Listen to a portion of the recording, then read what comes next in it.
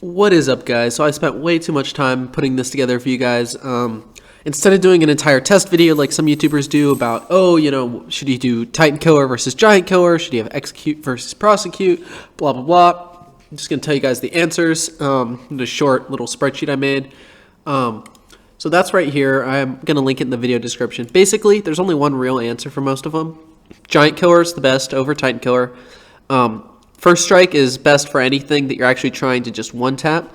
Anything else, you do want Triple Strike. There's a lot of misconception that I was part of. I was under the impression that this was true, that First Strike increases Thunderlord and Venomous and Fire Aspect damage. It actually does not. Like, it does for Venomous. For Thunderlord, obviously it doesn't because that applies on the third hit, and you don't have First Strike by the third hit.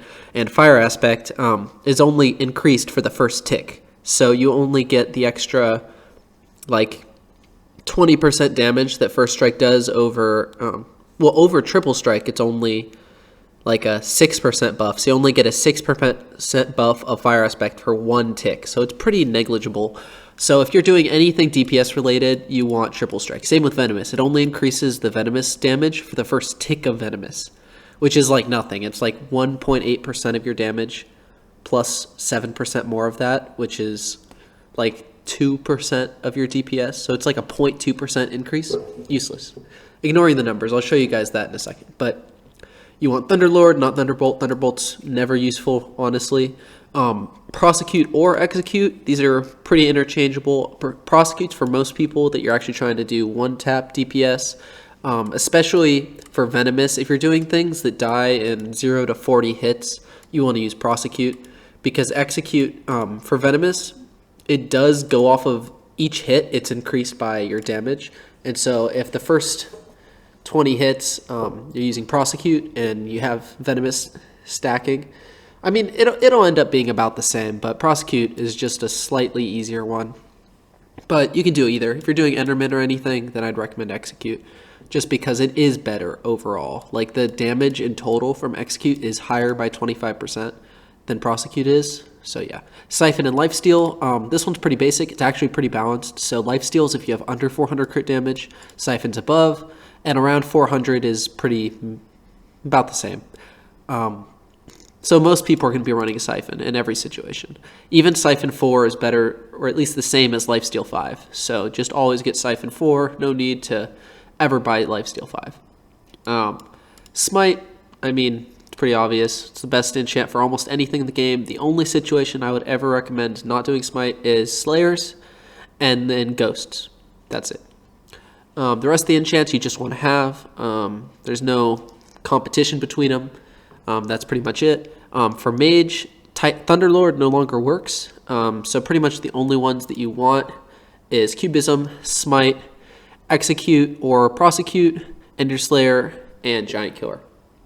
And then for buying tier 6 or tier 7s, you do want to get Giant Killer 6 is the first one, because it's pretty cheap and actually a decent upgrade. It goes from 30 to 45%. And then Ender Slayer 6 is the next. If you are meleeing stuff, Thunderlord is insanely good, and it's pretty cheap. And after that, you just buy whichever is cheapest. They're all about the same upgrade, like value-wise. So then we'll get into this. So this is the spreadsheet that I made. A lot of numbers, blah, blah, blah. Basically, all that matters for you guys for looking at it is you can make a copy of this if you want. I'll put it in the YouTube video description. And so this is assuming you have 600 additive damage. So that's like 500 total additive damage. So like counting your combat level and, all the enchants on your sword and your pet and everything. That's pretty basic, 500 for most things. And then counting 100% attack speed. So you can change those if you make a copy of it and edit whatever you want in. But look at the green numbers. So this is how much of a damage increase you get from the enchant from one hit. Some of these enchants don't have any, like if you're looking at Thunderlord 7 or Thunderbolt, because those take 3 hits.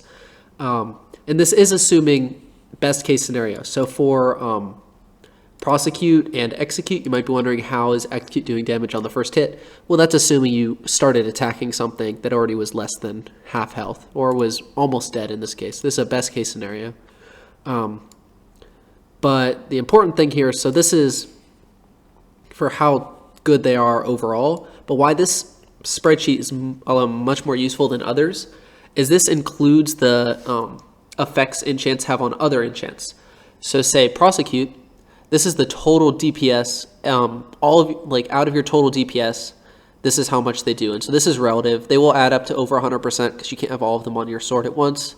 But just look at them in compared to each other. You can see Underslayer is definitely the best enchant in the game for DPS if you're using it. Some of them, you can't use, like Titan Killer is actually useless. If you were in a situation where it helped, yeah, sure, it's good. But, there's none that actually works in. Dragon Hunter's pretty bad, but it does 0 damage if you're not fighting dragons. So this is kind of your overall DPS. And so this includes stuff like Prosecute increases your damage. So that means it increases your Thunderlord damage, and it increases your Venomous damage, and it increases your Fire Aspect damage. So that's why this is actually higher. You see it's 11.69% damage, like overall DPS. And so that's why it's actually higher than it would be originally. You can see Prosecute. I guess I don't have the DPS for the original one, but it increases because over time Venomous increases, and so it's a bigger increase than it would be otherwise. Same with like Venomous, you can see overall it's 18% of your DPS once it's ticked up to max stacks, because it does, I think it's 72% of your, like every hit, if you do 100k, it'll do 72k every tick, and that's once a second. So with 100% attack speed, that's 18% of your total DPS comes from that. Fire Aspect's really low because it's only 9%, and again, once every second. It's funny, Fire Aspect, when it first came out for the rework, was the best enchant, and now it's by far the worst, besides Smoldering. If Smoldering's multiplicative, which I wasn't sure about, it's a little better, but I mean, look at that. These are the 2 outliers for how bad they are. I would love a enchant balancing. Also, for Critical 7, how you guys are wondering, since this one's the only one that gives stats, it's balanced based on assuming 1300 crit damage, which is fairly usual if you're buying Critical 7. Not very many people are buying that. So if you have it, 1300 is a pretty reasonable guess. And if you have 1300, this is your overall DPS increase from it. Everything else, doesn't matter your stats. It's always going to be the same. This is just the relative. So, I mean, if you change this to, say, 100, all of these are still going to be the same relatively to each other. You can see Underslayer is still the best, Fire Aspect still the worst, and now it's way down there because some of these add a lot more damage. But the point being, this is more realistically what percent of your DPS it'll be for an average later game player. But yeah, this is kind of a rant video, more sciencey kind of. I'll link both of these in the description because I put a lot of work into actually doing all the math for all these. It's not super basic, especially ones like your total damage. So this is, and how long it takes for Venomous to be at max stacks. How much DPS have you gotten from an enchant? So say over 40 hits, you can see that this has done 1100% of like your 1-hit damage. So if you did 100k, in that time, you would have done 1.1 million damage just because of this enchant. You can see that's Execute 6. So that's kind of how this balances. You can see Underslayer would have done 1200 or 1.2 million in that time, and you can go from there. So this one's interesting. It actually took a decent amount of math for some of these because it's not just times 40. A lot of them are times 820 because that's how many total increases it is. I mean, so it's a decent thing. Let me undo that. But yeah, all in the description. Hope you guys found this kind of useful. The main use is, again, for actually putting in your own enchants to balance them, to see what you actually want to get. So if you put in what enchants you have for yourself, just those, and remove everything else, and then you can see what your overall DPS increase would be from, say, you have Sharpness 6 right now, which would be, Sharpness 6 is, I think, 45. So you can see, go over to Sharpness 6 over here, or Sharpness 7. You can see that I'd have a 10.5% total DPS. If we increase that to 65,